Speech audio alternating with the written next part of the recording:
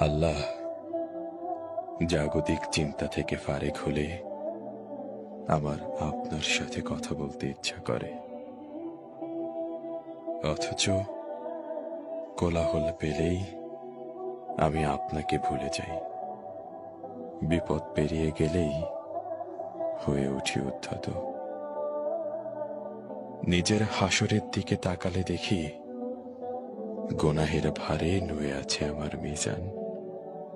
পুলসিরাত পার হব, নেই তেমন কোনো জান।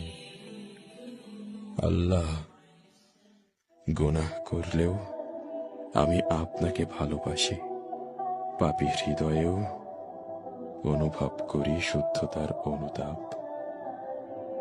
আপনার সাথে আমার কথা বলতে ইচ্ছে করে। আপনি আমাকে হেদায়েত দান করুন, ক্ষমা করুন আমার যাবতীয় পাপ।